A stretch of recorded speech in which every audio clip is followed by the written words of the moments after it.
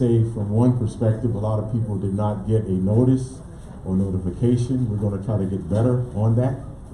My office had a little hand, but I'm actually here also because I was invited and challenged. And I was challenged by a young lady that's actually been doing a very good job and said we have to do something different. We have to do something better because the times calls for it.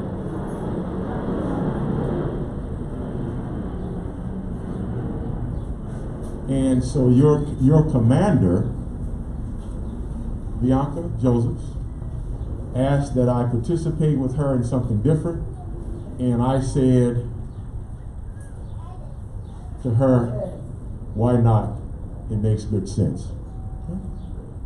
Since she's decided that we would do this, her and I, we have a new boss of the City of Miami Police Department, Chief Acevedo, and Chief Acevedo. This committee has not met him. He is here. And he said, I want to come too. And I said, okay, I don't think I can stop you, but if you want to come too, then you should be here as well. Let me say that there was a process involved in the selection of the new chief. And I try to explain it so people can understand it in a very simple way. And Chief Acevedo's homeboy, he's from Miami, left and went away. Decided he wanted to come back. And it's no disrespect to anybody, particularly if you remember the 2012-11 Miami Heat team. If you have a chance to get LeBron and he want to come play for you, then you get LeBron. And you pay the price, whatever that is, to ensure you get one of the best. I happen to know a number of people that knows Chief Acevedo. I've not told him this. People who I grew up with, people who taught me, people who work for the City of Miami Police Department and other police departments around the country. And so when this happened, I was called. I was called because I've heard from some of you about the problems that exist that need to change in the department. And I know people sign forms and people go through a whole lot of processes. At the end of the day, change starts at the top. Okay? If the brain doesn't change, everything else stays the same. And so, when I call to find out from guys I know and ask them, brothers who've been around, and ask them, what do you think of our selection? Their response was, you got the best guy anybody can have. Okay? The guy's no nonsense. Okay? And his simple motto is, if you are going to grow, then we're going to be all right. But if you can't do that, then you got to go. So he's not in protecting the status quo or not allowing things that should happen because you have earned the right to do that. And for that, for the issues that I've talked to Reverend Williams about and others, then I'm glad we have Chief Acevedo as the head of the Miami Police Department. Now, you'll get a chance to speak. I'm not so sure. I'm actually not in charge of this. Commander Joseph is, so I don't know how she wants to conduct it. And we'll conduct it however she decides. Because for the moment, she's the boss. So I'll turn this over to your commander, Commander Bianca Josephs.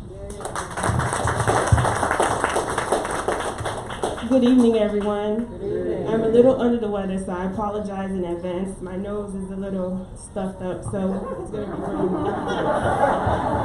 But I tested negative, so I am fine. So wow. Right?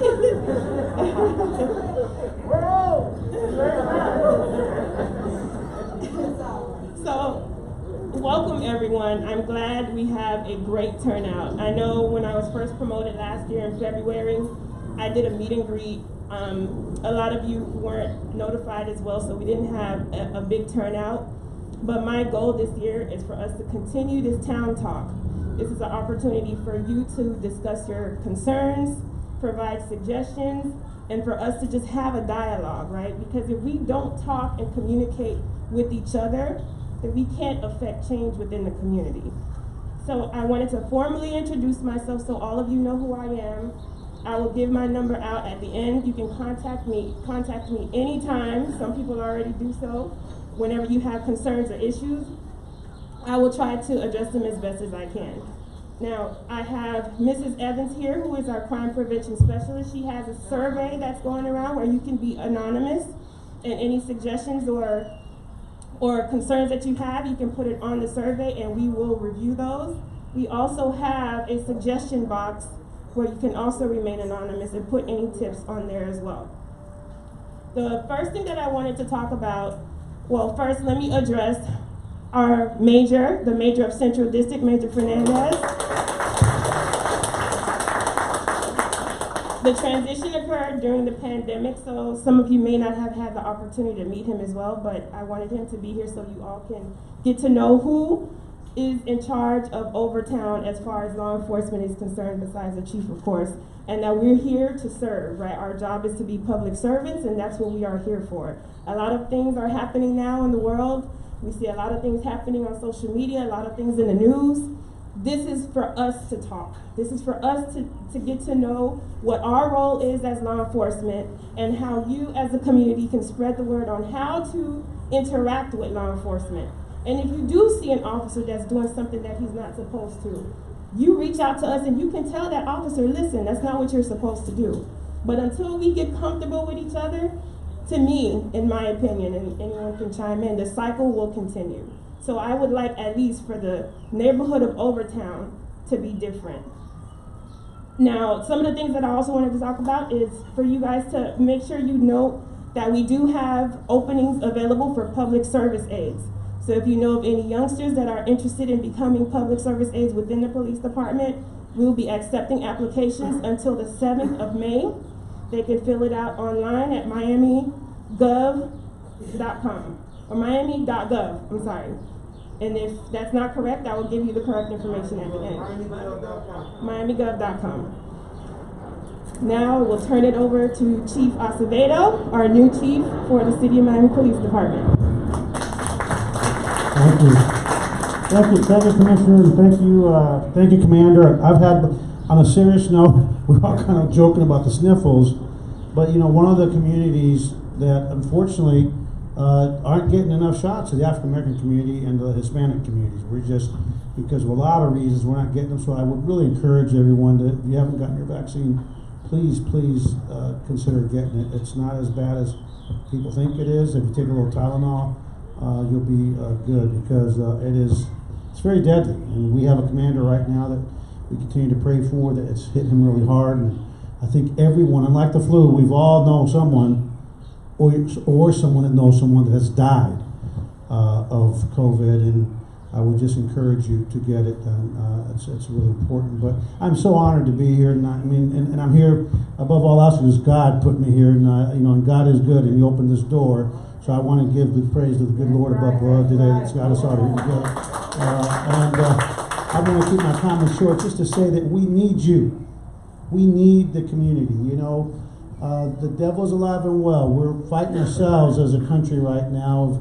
We're tearing ourselves up. We don't need the Soviets to invade us or the Russians. We're destroying ourselves. We look at people that don't look like us and with distrust, right? Or we look at all police officers with distrust. And the truth of the matter is that hate is not. It's not God's work. Hate is the devil's work, and we need to denounce hate and distrust, and we need to run towards one another. And I'm so blessed to be here, because Miami really is a city that is on the move. But we want to make sure that it's a city that's on the move and doesn't leave any segment of the community behind, whether it comes for safety or public health or education or economic opportunity. We don't want to leave anybody behind. So my promise to you is this: we will hold police officers that don't do the right thing accountable, and I'm not gonna apologize for that to anybody. We go absolutely hold them accountable. But we're gonna lift up the good as well, because we're in a world where we're good. We're quick to tear down, but we're slow to build up. And we need to build up one another. We need to build up neighborhoods. We need to build up schools, and we need to build up the relationship between the police department and the community. And so I promise you, if we can't fix it, we'll tell you why. If we have a point of disagreement, we will. I'm not afraid to explain my decisions, and please don't be afraid to bring your concerns forward. Someone just told me, they sent me an email about illegal dumping. And I've got a problem with illegal dumping because it is just a huge quality of life issue, and it's a public safety and health issue. And he said that we acted very quickly. And then my response was, okay, I reacted really quickly, but did we fix the problem? Okay, because reacting ain't enough. You got to follow through. So if for some reason you bring something to my attention, or Major's attention, Major Fernandez in the back, or the commander's attention, and we don't get it done, please call back, because you know what the old saying goes, that the squeaky wheel gets greased. It's true. Your eyes and ears, and we're here for you. So congratulations, thanks for being here, and there's something we're missing, please let me know. But I promise you, the one commitment and guarantee that I want to make to this community, to you, Commissioner, is that as good as the police department is today, the day I leave, I promise you it will be better. So congratulations to you all for being here. Thanks for this opportunity. Everyone, I just wanted to introduce my support staff. The support staff consists of our NROs, our beat officers, as well as a motor officer and my sergeant that supervises them all, Sergeant Hendricks over there. Our NROs are neighborhood resource officers, so whatever resource concern that you have, you can reach out to Officer Williams, Officer Carter over there. We also, I'm trying. You know, I was looking at her. We have our public service aide, Carter. Our beat officers, Officer Paez, Betancourt, as well as Burns over there. And our motor traffic officer is Officer Ubita in the back.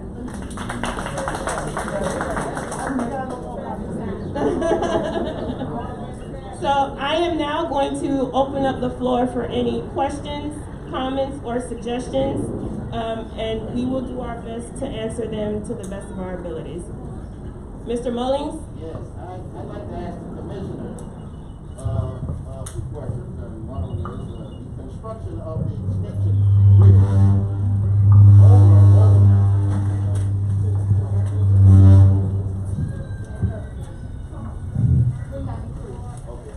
I'd like to ask a question about the construction, the extension bridge over Overtown and the development of the underground underneath the bridge.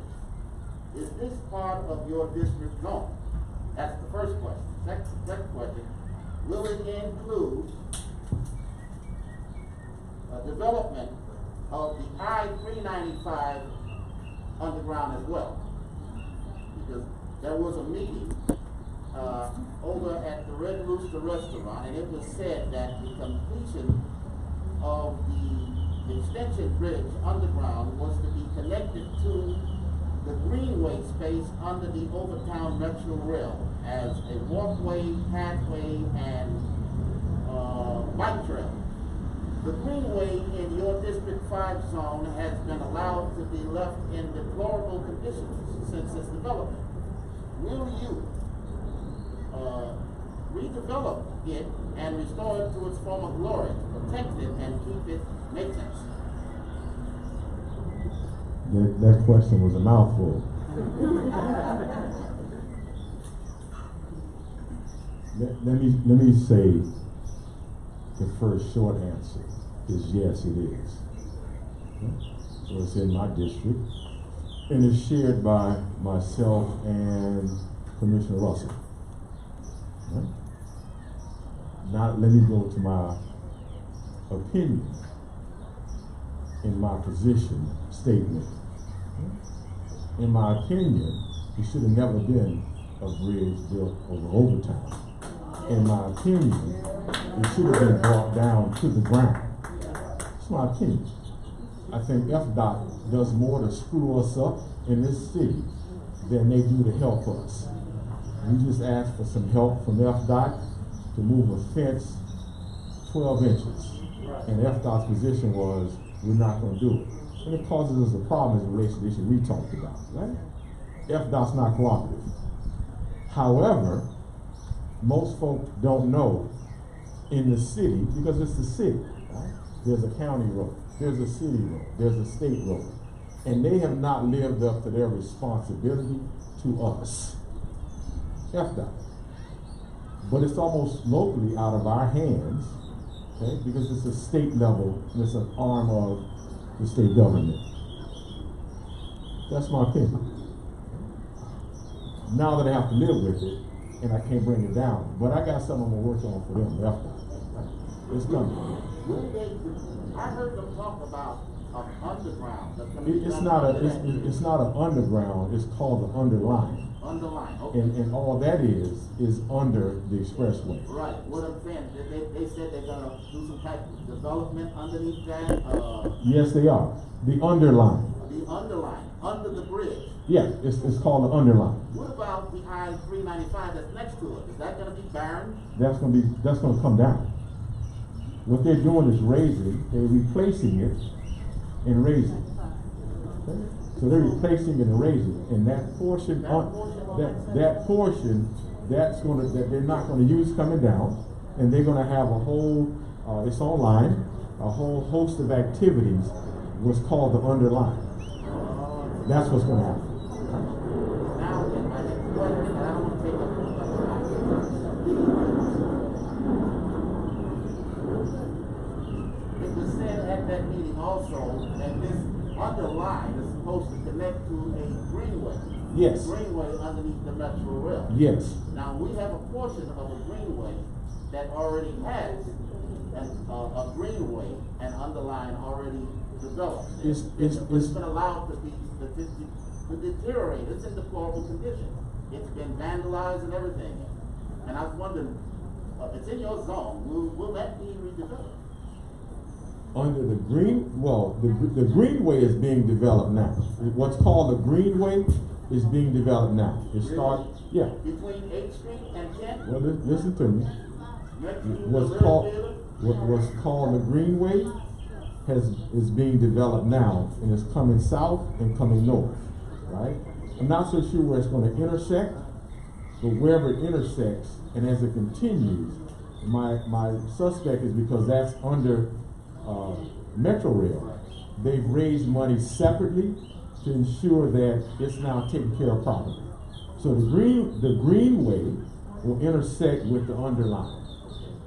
That's probably what was being said. Okay, We are charged with the responsibility. There you go. Say it for it. We're charged with the responsibility of maintaining the underline.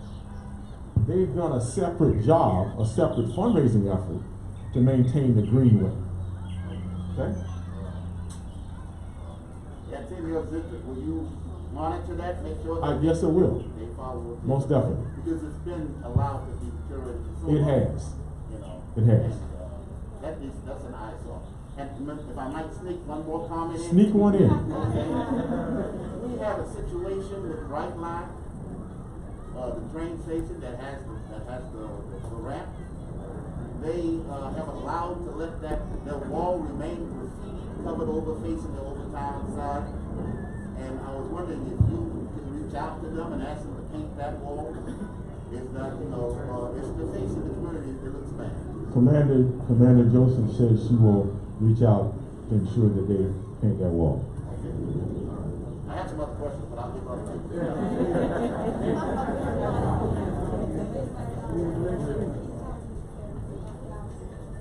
Yes. Everybody got a piece of paper they want to ball it up? Ball it up real tight? Because an FDOT person is here. I want to find out where they are. So we can all throw that ball at the same time. Ah, good. Yeah, FDOT person.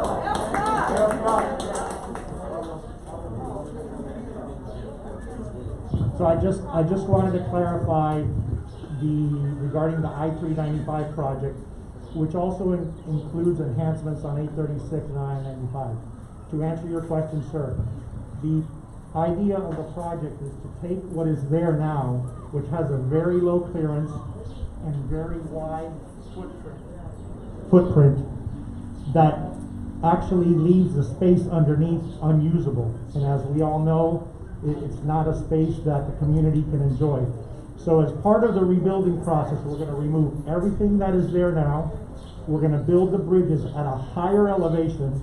In some places, the bridges are gonna be 63 feet high in the air, and that's gonna allow more light to penetrate through to the under deck area.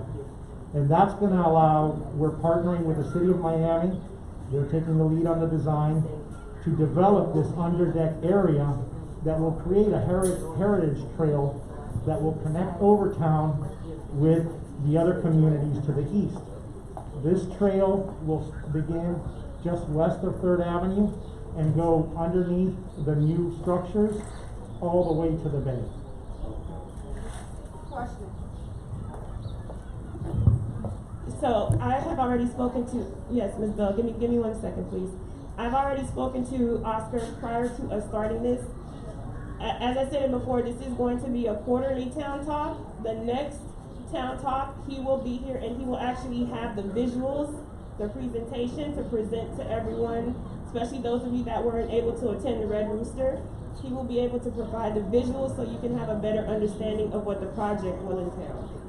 Okay, so if you have additional questions, if we can hold them until the next quarterly meeting, he can provide the visuals and he can better explain, and we can give him a lot of time because he wasn't really prepared with everything to answer the questions.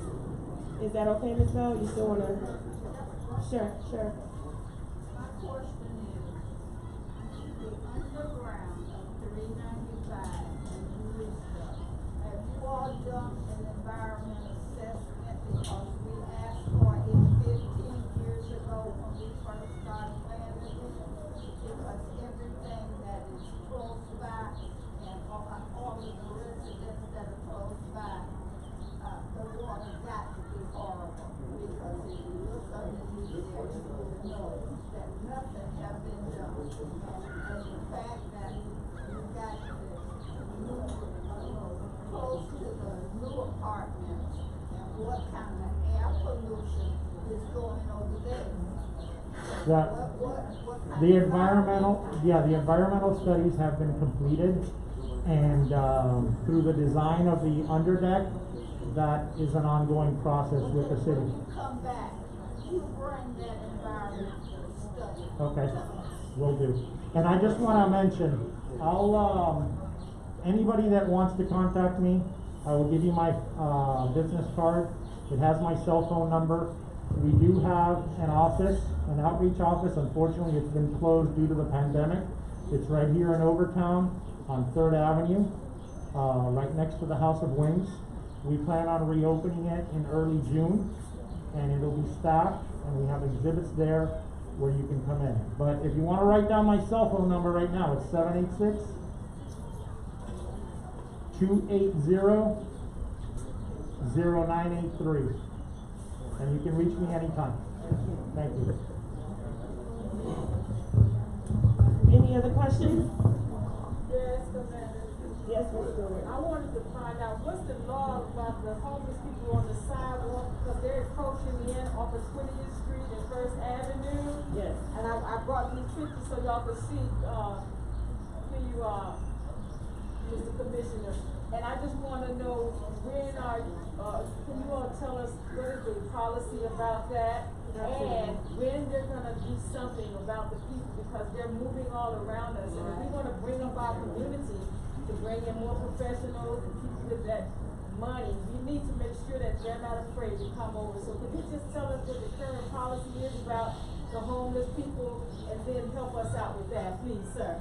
Yes, so I can actually address that because my first, I want to say 2 to 3 weeks of becoming a commander, we had a big cleanup on 10th and 11th Street, and we made the news. I don't know if you guys remember that.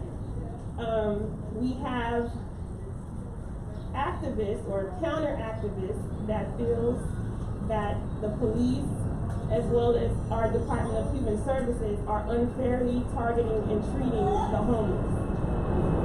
So that here lies a challenge. So especially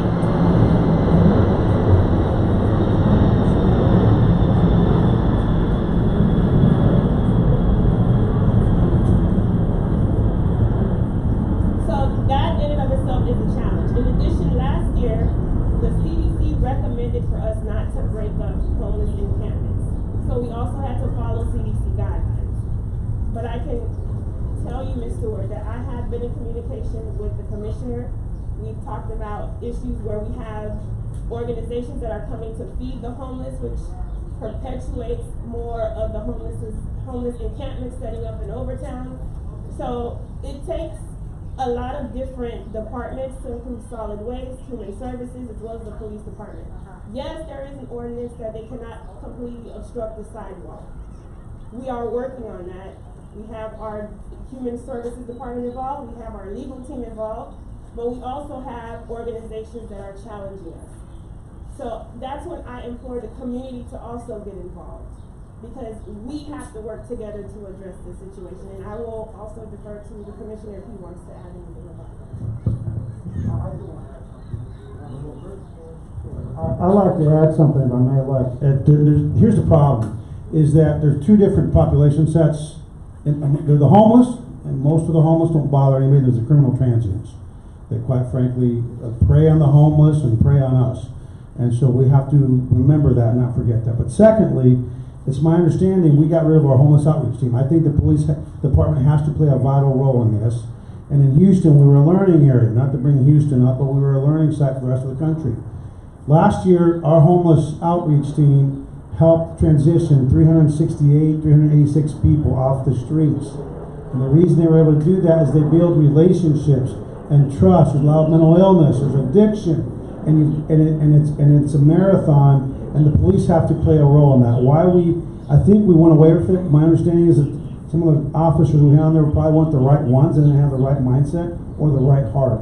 If we work with these homeless folks and we build that rapport, we will. It may take a little longer, but we'll solve it in much greater numbers than in just keep moving them around every 5 seconds. So be patient with us, Commissioner. We hope to restart that and start a selection process to get the hot team, because it's going to take a multidisciplinary approach, and it's going to require the police to play a role in it, in a sense, from an enforcement aspect, from a relationship building aspect, a trust building aspect, and hopefully get some of these folks off the streets. You want to address that question, or you have a different question on the same issue? Different question? Let me say this right quick, and I'll say it. They actually was less political than I am. Ms. Stewart took a picture, and so it should be passed around so that people can see it. Here's the issue that we have. It is a big challenge, right? And here's the challenge. The challenge is, at the end of the day, what happened in 1983 is a result of the events that came to town and the police supposedly plan to remove homeless people from the street, creating a legal problem. That's one.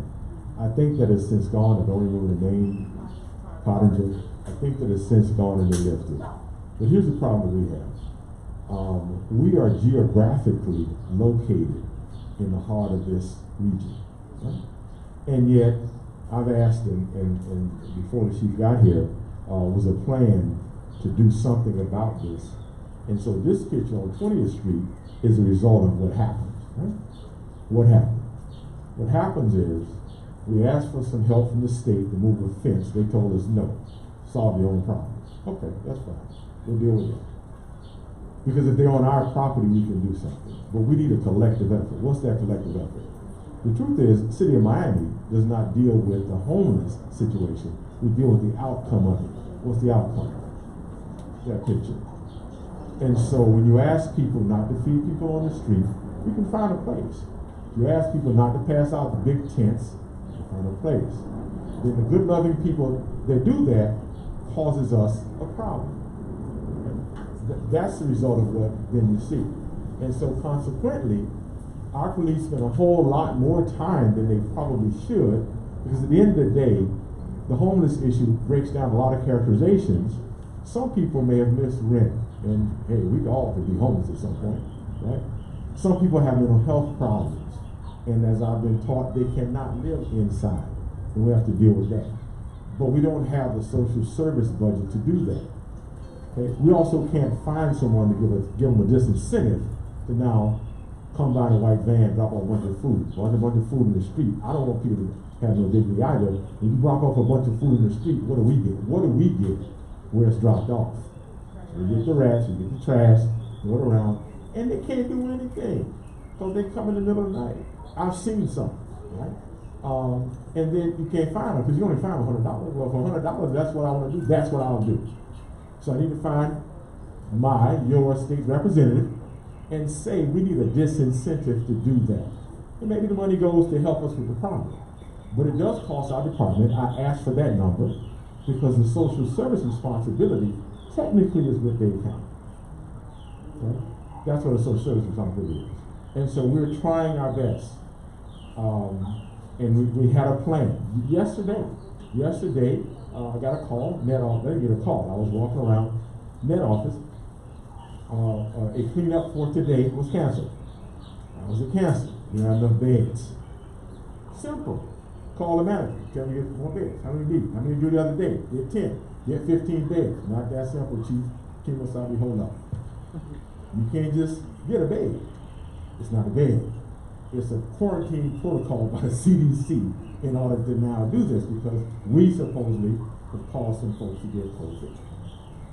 So when you, as a citizen, looks at a problem in a very simple way that you should, right? We sometimes look at it in a simple way, and it's not that simple. But we're trying, and we continue to try. Okay? For your information, Stuart, I got this picture and call 3 days ago from next door CRA director. Commissioner, when y'all doing what you're doing over there, here's what's happening. So now we got to move over there, right? And so I think it's safe to say we have a plan. It's not solid because it's impossible sometimes for it to be airtight. But we are making an effort to try to do better so that you don't have to live with what you see on this picture. And just to reiterate something, Ms. Stewart, being homeless is not a crime. So although there is ordinances regarding obstructing a sidewalk, we have individuals that have been arrested over 200 times. We've done statistics. So arresting them is not going to solve the issue. It's a deeper issue. It like the commissioner said, it involves mental illness. It involves drugs. So arresting them is not going to solve it. But I know that I have my support officers every day. If you don't see them, they're driving around. We cleared out 17th Street, but now they're crossed over to the Alcala side. We went to 12th to 14th Street. Now they moved further back. They're now moving to 20th Street. It's just a never-ending cycle because we can offer them shelter, but they don't have to take it. We can't force them to take shelter. We can't force them to take services. They have a civil right. So all of these things play a part in the issue that we're facing. So if you have suggestions, I would say contact the Human Services and Homeless Department with the county. But bed space is one of the biggest issues as well that we're facing. Yes. Okay. I wasn't on saying nothing at first, but I just want to I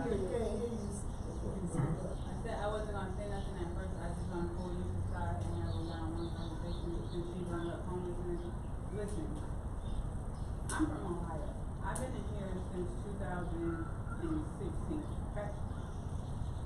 I'm literally 2 days away from being up under the bridge myself. I have a job. Okay? So it's not the fact that, oh, I'm not on drugs. Okay? I don't have mental problems. So to say that, oh, well, this is an eyesore or whatever, nobody knows what somebody's going through. Because me sitting here, you would have never known that I'm homeless myself. I've been to the Lotus House. I had to move out of the Lotus House because I couldn't bring my child with me who was getting into trouble. Okay? I was a domestic violence victim. That's why I'm homeless. I had my own apartment. I was a domestic violence victim, and I had to go into protective custody. When I got out of protective custody, I no longer had a place to go to call my own. So everybody has a story. Absolutely. So to say that you guys, I'm sorry, but to say that somebody has, oh, it's an eyesore, or it's this, or it's that, and don't feed them because it brings mice and it brings this and it brings that. If you've never been in that situation, you wouldn't understand it yourself. I never lived up under the bridge, and I told myself, yo, I never live up under the bridge. I'd never be in that situation. I talked to somebody here today, I'm not gonna name names, and they said that I need first class deposit for an apartment. My first class and security has gone for me to have a hotel to have over my head. Okay? So, if you guys are just gonna offer help to just everybody and just think about the people that's up under the bridge because it's ugly, or oh, they're taking up space, or oh, they're doing this or they're doing that. Half of them people don't want to be there. Half of them people don't, no, honestly, but thank you. Half the people don't want to be there. I can't bring my kids down here right now. I have 3 kids. I can't bring my kids down here. Why? Because I'm struggling myself. Well, I want to first and foremost say, I apologize if any of the comments that were said were insensitive. That was not the intent, right? So, the main thing that we were speaking of are the individuals that we do offer resources to that do not want it. You, on the other hand, would be a totally different situation. I would like for you to speak to my neighborhood resource officer as well as the CRN representative that we have here, and we will see how we can assist you, because we do have resources available. Your situation is not the same as the situation that some of the residents are facing. And I think that's the real issue. I just talked to Ms. Grimes. I talked to Ms. Grimes. She said, Commissioner, I want to put you on blast. I want to talk to you privately. She just said the same thing you said. And what did I tell you? I said to Jamia Grimes, don't worry about me on blast. Ask the question because somebody else may have a similar situation. Here's the thing. In the hotel room together, we met at Camilla's house. And she told me, she told me about this weekend. She's out. I told her to get a number. Alan got her number. There are situations we can try to help with. There are situations we don't have the resources to help with. But those that we can help, okay, we're gonna try to do that because I knew that her situation was not singular, and now you have the same situation. Okay, so we'll try to figure that out. The best way to bring about a solution is to understand and know that the problem exists. You're not the first one. That has happened to me with someone else. Their boyfriend burned down their tenement on a Thursday night in New York City. On Saturday, they was on a bus in Miami. She couldn't stay in the shelter. Why? Because she wasn't a prostitute, she wasn't on drugs, okay? And she couldn't stay in the shelter. And so we need to understand that because things need to change in order to help people who need help. Because it's a necessary evil. We're actually not set up as a safety net guys, but we are here, and sometimes we have to be there. Right? So that's she is just giving you a resource that you can use, hopefully, and I'm helping Jamia do the same. Collectively, we'll get it solved. Okay? That's how I do it. I'm sorry, I have Bible study at 7 o'clock, Zoom Bible study. I just want to commend the leaders who was here today, the commander, we thank you, the commissioner, and the chief. Thank you all for coming and establishing this gathering. We're going to get all the help we need, I just believe, by coming together and listening and doing what needs to be done for those who are hurt, those who are lost, those who are being left out. We are here for that, as well as our community. We also, by being a pastor here for 20 years, I've been a pastor here. I'm a resident here, also a business owner. We've been here for 71 years, serving this community in the same place. And I have seen at least 40 years of the service of the police department in this community. And I experienced the best time was when they walked the beat and they went to the businesses, sat down and talked to the businesses, the business owners, got to know them and made sure that everything was, is copacetic within their business. Also, I just want to thank you, Chief, for coming down. You came down running. Because I was reading about, how you hammered 2, and you got many more to come. We have some good officers, and we have some bad ones. Okay? We have some good ones, and we need to get out the radar. Look at the track records, and those who have been showing some bad habits within our community, we need to go ahead and excuse them. And I just want to know, how can we engage our African American males to be police officers? We need a plan for that, because I've never heard of a African American police officer shooting a Caucasian or Cuban, Hispanic for just jerking or not showing their hands. So I believe we need to go ahead and look at that. I will be calling you.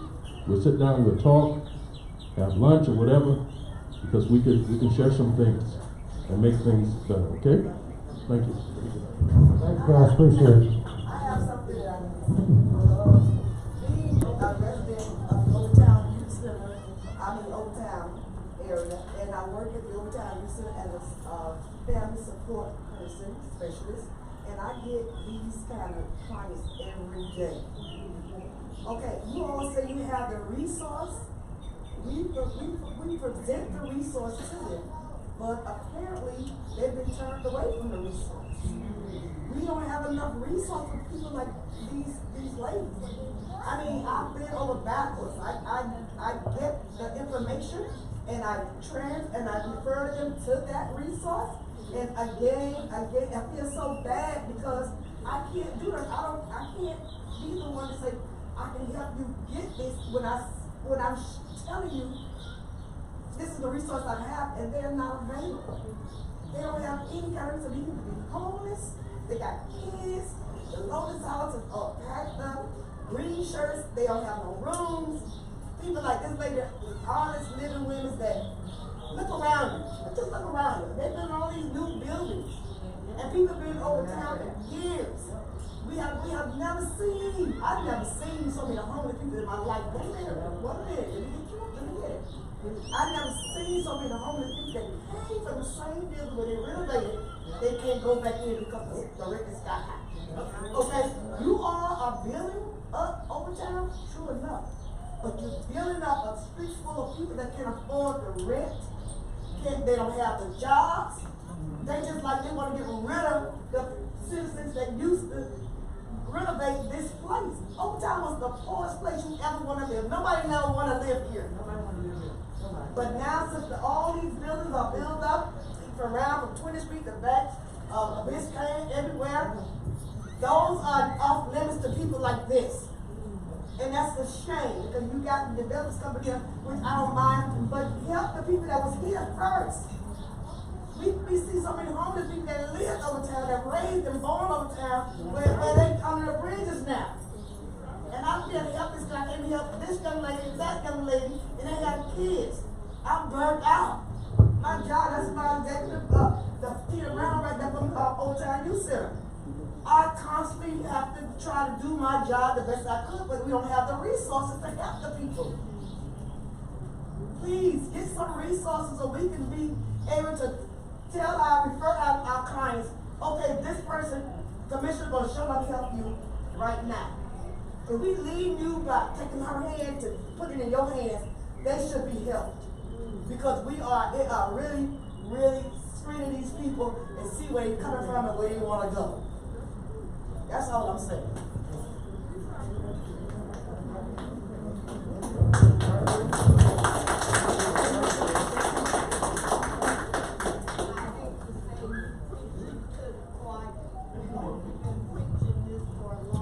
Yes. I'm gonna work it out. He's gonna work it out. And did all of the stuff with the CRA, so we could keep this community, but they ain't paid us no attention. They keep Exactly. taking everything away, and they know, and the people who are managing these apartments don't look like you, and you don't qualify. Exactly. You don't qualify. And that's some shame. Yeah, let me make sure from that perspective. And you had good comments here. We need to know and need to hear. Part of this is not a glorious occasion. Part of this is trying to understand what's necessary in order for all of us to do our job better. And so there are resources. They come with qualifications that are not qualifications we put on them. But to the extent that we have resources to be helpful, there's no one that I know that works in the city that's not trying to do their best to make sure those resources are available. And that's whether you come from Ohio or whether you're born here. That's the staff and city people that I know. And so from that perspective, and I've tried to reach out and help OIC. So there are resources. Sometimes they come with strings that we can't even unattach. And so consequently, it makes it difficult to be able to help the way you would like to help.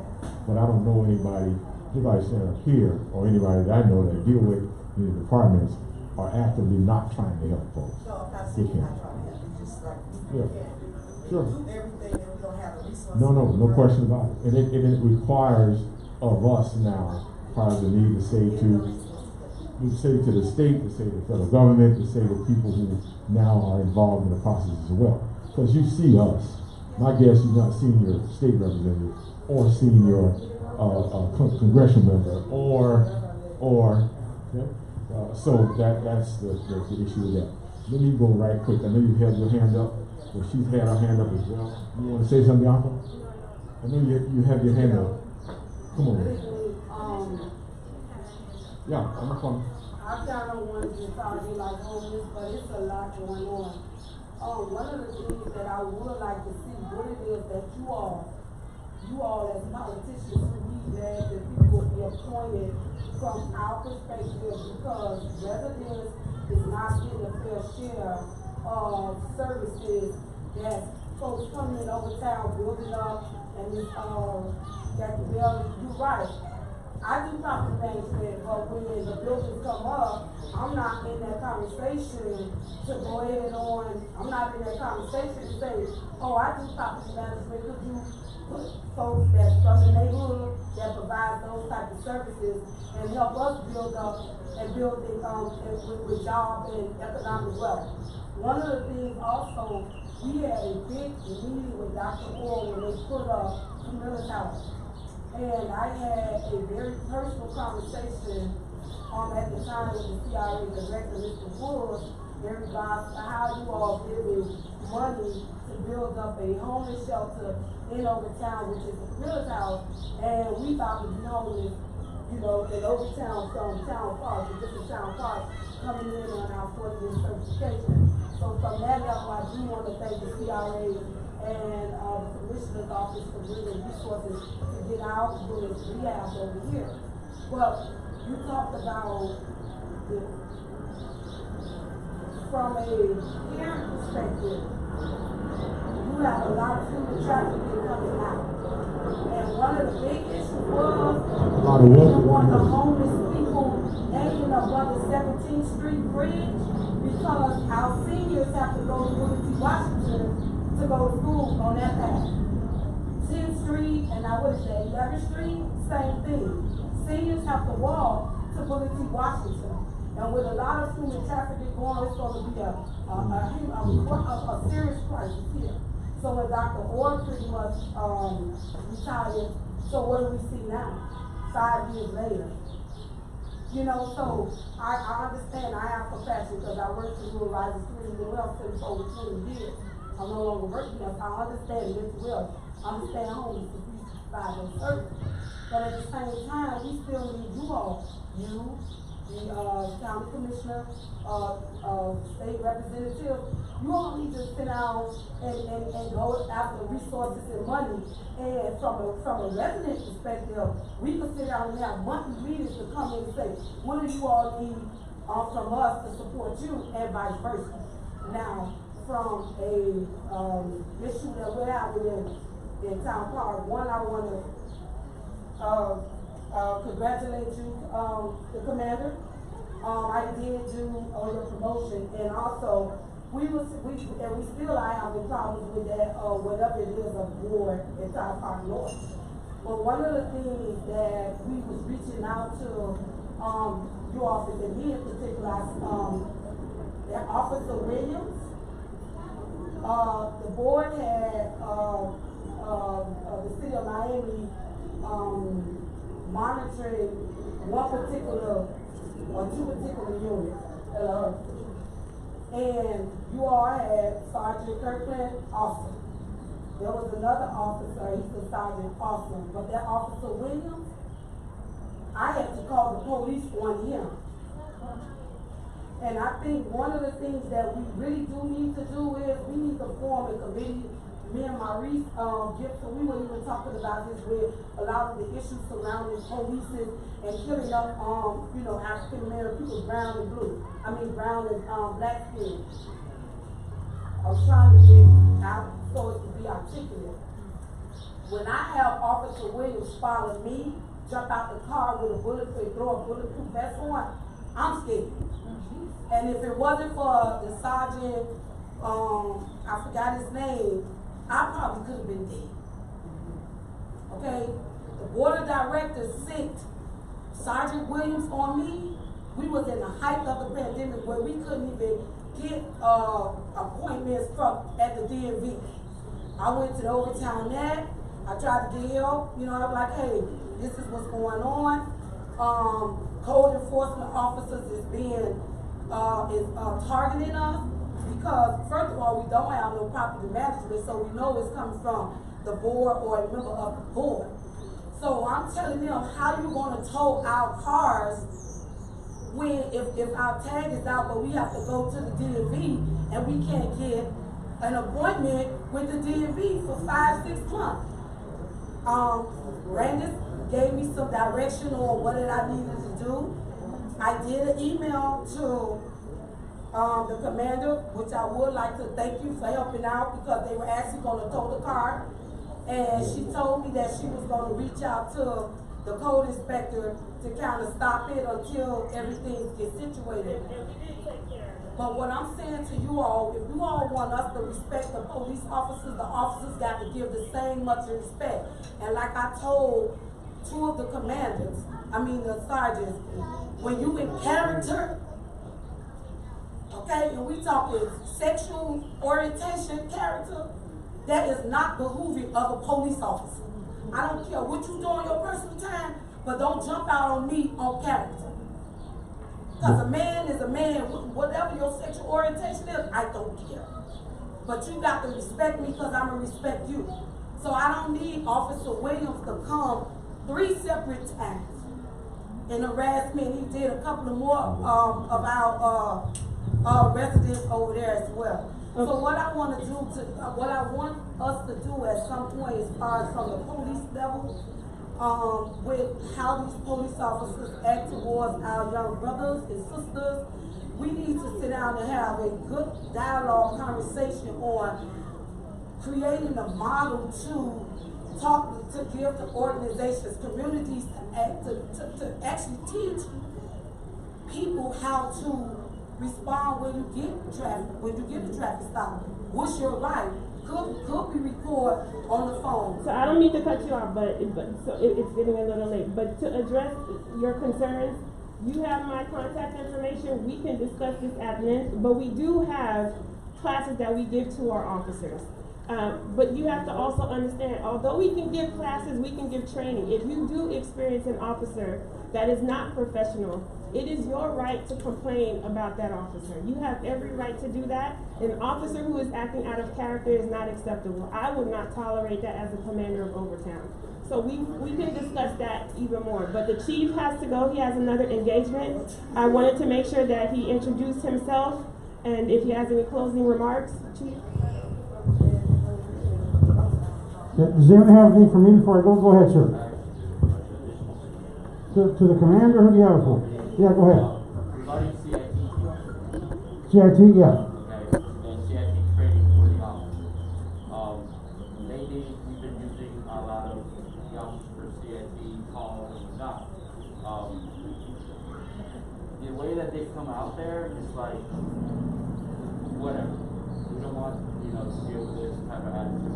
I've been right here, just like where you pushed everybody, the fence right across the highway right there on the corner. We're right there, at that line.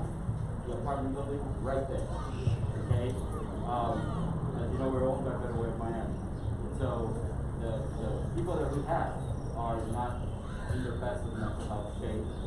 We're former addicts, we go through situations. So a lot of the CIT team gets to come out there a lot of times. And the officers that arrive they're not conscious of being a CIT member. Okay, they don't have the training that you're supposed to have as a CIT officer. Because I've sat in workshops, and I've sat as a peer specialist, I've sat through all kinds of stuff, and they don't come with that attitude. Only one officer out of 20 that might come out there that has CIT training actually addresses mental health for a client or a tenant. Not one. They come out there with their big muscles or whatever, and we don't care. We can't do anything about it. Sorry, there's no effort put in by them as a training that they might have, which is something that I know a lot of officers in the city of Miami are trained to be CIT. They go through that training, but they don't express it. They don't show it. Well, training has to be followed, right? I think we have some minimum CIT level of training for every police officer in the state of Florida. And then we have advanced CIT training, and we have mental health officers in our city. If you're seeing that we're not doing it right, you've got to let us know. Because everything's on body worn camera now, and the only way we're going to correct behavior is to understand when we fall short, so we can train the officer, get the officer's attention. If they need additional training, we'll get them. And if they don't have the right heart, the right mindset, eventually what they're going to be? Something else. They won't be Miami police officers. Because all the training in the world has to be followed. If we provide the training, they don't follow it, the only way we'll know is you're fellas. And the only way we're going to identify the good, the bad, and the ugly is with the community to let us know. So call us when we have a call, we're falling short. Look, a lot of times, a little self-awareness goes along with it. The officers not even real, we don't even have that self-awareness of how they're coming off, of how they're conducting themselves. And all it takes is one time for you to report it, we call them in, we show the video, we talk to them about it, we set expectations, and guess what most officers will end up doing? Better. Doing it right. But if we don't tell us when they're falling short, when we have a specific case, they're just going to continue in that pathway. So give us the bad feedback, or also give us the good feedback. And we want to be good partners. And I think you're the eyes and ears of the department as it relates to combating violent crime, property crime, quality of life issues, and the eyes and ears of the department as it relates to organizational excellence in terms of holding people accountable. Okay, so just let us know specific calls as you get them. Let us know. The only other issue I have is the fact that ever since the homeless got pushed across the 95 right there, the concentrated. Look, I was homeless at one point. Okay, I got my ass in here. I did what I had to do to start up at work, but I improved my life. It's not for everybody. I have other issues. I understand all that, but it's not just the homeless right there. It's